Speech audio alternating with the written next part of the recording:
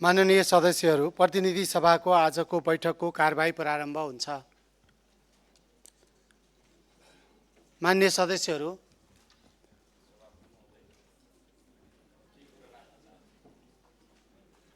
माननीय सदस्य हर्कराज राईलाई आफ्नो कुरा राख्न 2 मिनेट समय दिन्छु। 2 मिनेटभित्र आफ्नो कुरा राख्नुहोस्।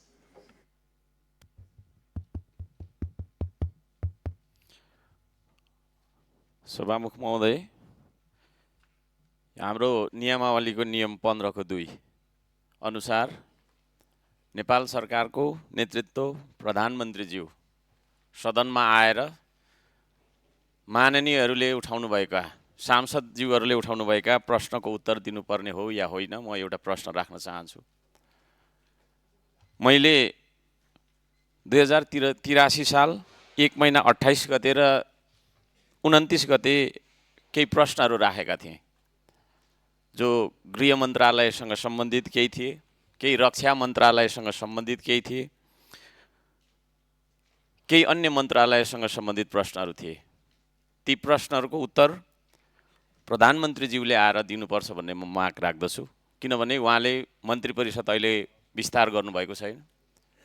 गृह मन्त्रालयको जिम्मा पनि उहाँले लिइराखेको कारणले गर्दाखेरि यो सुकुम्बासी लगायतका चाहिँ शान्ति सुरक्षासँग सम्बन्धित विषयहरूमा पनि मेरा प्रश्नहरू थिए र सीमासँग सम्बन्धित, लिपुलेखसँग सम्बन्धित विभिन्न खालका चाहिँ प्रश्नहरू हामीले सोधेका छौँ, म लगायत अन्य सांसदज्यूहरूले। रक्षा मन्त्रालय पनि उहाँले सम्हालिराखेको कारणले गर्दाखेरि प्रधानमन्त्रीज्यू संसदमा आएर हामीले उठाएका प्रश्नको उत्तर दिनुपर्छ। हाम्रो नियमावली 15 को उपनियम 2 ले त्यो भनिरहेको छ। 28 गते राखेको प्रश्न आज गर्दाखेरि 10 दिन जति भइसक्यो। त्यो उपनियममा भनिएको कुरा के छ भने 7 दिनभित्र नेपाल सरकारका सम्बन्धित मन्त्रीले उत्तर दिनुपर्छ भन्ने हाम्रो नियमावली छ। त्यसो भएको कारणले गर्दाखेरि म प्रश्न गर्न चाहन्छु हाम्रो प्रधानमन्त्रीज्यूलाई, सभामुखज्यू मार्फत म प्रश्न गर्न चाहन्छु, उहाँ यो पार्लिमेन्टको मेम्बर हो कि होइन? यो देशमा पार्लिमेन्ट छ कि छैन?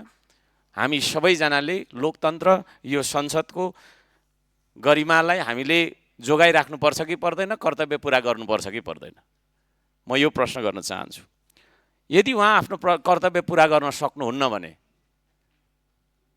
उहाँले मार्ग प्रशस्त गर्दाखेरि राम्रो। उहाँ नेपाली जनता, यो नेपाली तपाईँको चाहिँ लोकतन्त्रद्वारा स्थापित, नेपाली जनताको तपाईँको मतद्वारा स्थापित संसदप्रति जवाफदेही हुनुहुन्न भने उहाँ को प्रति जवाफदेही हुनुहुन्छ?